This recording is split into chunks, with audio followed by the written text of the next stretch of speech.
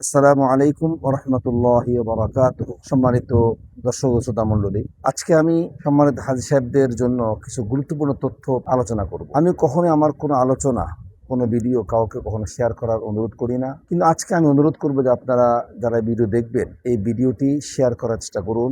এতে যদি একজন হাজী সাহেব উপকৃত হন, আমি আশা করি এতে এর সওয়াব আপনিও পেয়ে যাবেন। তাই আসুন এখন বিস্তারিত আলোচনা করি। সেটা হলো, যারা হজে আসেন, বিশেষ করে আমাদের বাংলাদেশ হাজী সাহেব দুর্বল থাকেন, আবার অনেকে একটু বয়োবৃদ্ধ হওয়ার পরেই আসেন। ওনাদের আসার পরে যে সমস্যাটা হয় সেটা হলো, আসার পরে অনেকে আছেন প্রথম দিন থেকে তিনি হুইল চেয়ার ছাড়া তওয়াফ সাই করতে পারেন না বা হারামে যাওয়া আসা করতে পারেন না। আবার কিছু এমন আছেন যে তিনি স্বাভাবিকভাবে হারামে শরীফে আসা যাওয়া করতে পারেন, তওয়াফ সাই করতে পারেন, কিন্তু হজের দিন প্রচণ্ড চাপ, মানুষের অসম্ভব ভিড় থাকে।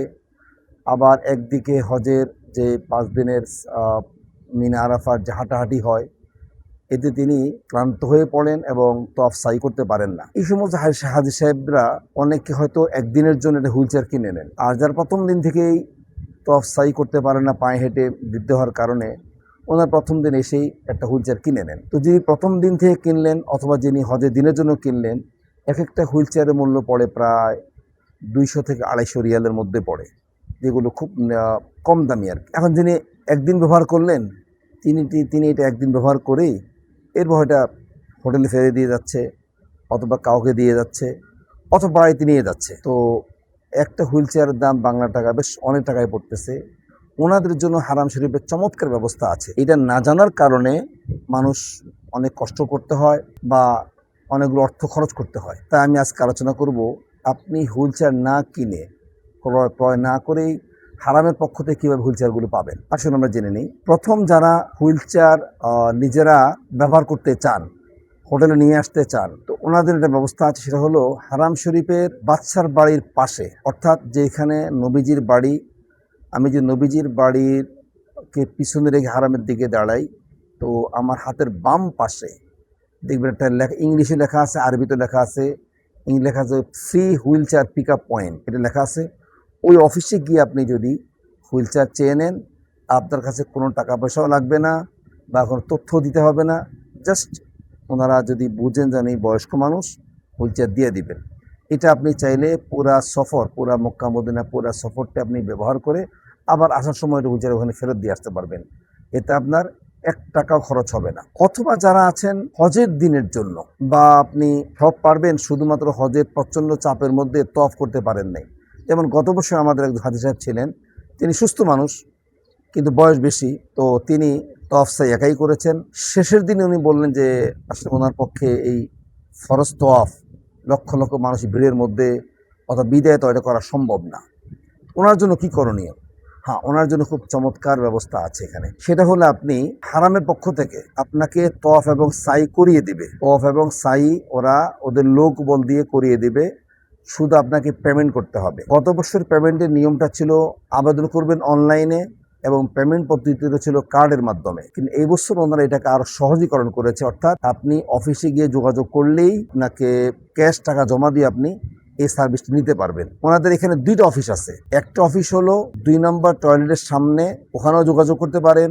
অথবা দ্বিতীয় অফিসটা হলো বাচ্চার বাড়ির সামনে ফুট ওভার ব্রিজের মতো যে রাস্তাটা সোজা উঠে গিয়েছে দ্বিতীয় ফ্লোরে, সেকেন্ড ফ্লোর উঠছে, ওই দ্বিতীয় ফ্লোরে উঠেই হাতের ডান দিকে ঘুরলেই দেখবেন ওখানে 2 জন ব্যক্তি চেয়ার টেবিল নিয়ে বসা আছে এবং তার পাশেই অনেকগুলো হুইল চেয়ার রাখা আছে। আপনি ওখানে যদি যোগাযোগ করেন, ওনারা আপনার ক্যাশ পেমেন্ট করে নিতে পারবেন। যদি আপনি শুধু তওয়াফ করতে চান, যে আমি শুধু তওয়াফ করবো, সাই আমি হেঁটেই করবো, তাও পারবেন।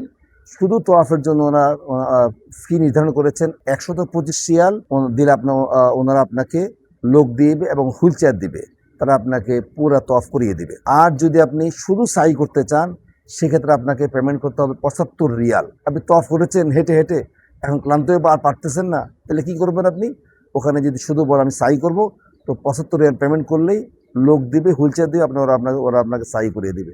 3 নম্বর হলো, যদি কেউ ইলেকট্রিক গাড়িতে করে তওয়াফ করতে চান, সেই ব্যবস্থা সেখানে রাখা আছে। অর্থাৎ আপনি 200 রিয়াল দিয়ে যদি, বা 100 রিয়াল, ওটা তওয়াফের জন্য 100 রিয়াল, সাইয়ের জন্য 100 রিয়াল, যদি আপনি শুধু তওয়াফ করতে চান তাহলে 100 রিয়াল পে করবেন, আর যদি তওয়াফ এবং সাই দুটোই করতে চান তাহলে আপনি সেখানে 200 রিয়াল পেমেন্ট করবেন। এই 200 রিয়াল দিয়ে আপনি ইলেকট্রিক গাড়িতে করে সেকেন্ড ফ্লোরের উপরেই গাড়িগুলো রাখা থাকে, ওখানে আপনি তওয়াফ এবং সাই দুটোই করতে পারবেন। এর জন্য আপনাকে খরচ করতে হবে 200 রিয়াল। এখন আসলে আপনি যদি কোনো অফিস চিনলেন না, দেখবেন কিছু মানুষ আছে তারা পিছনে লম্বা একটা পতাকা লাগিয়ে ঘোরাফেরা করছে এবং তাদের পতাকার উপর দিয়ে গাড়ির একটা ছবিও দেওয়া আছে।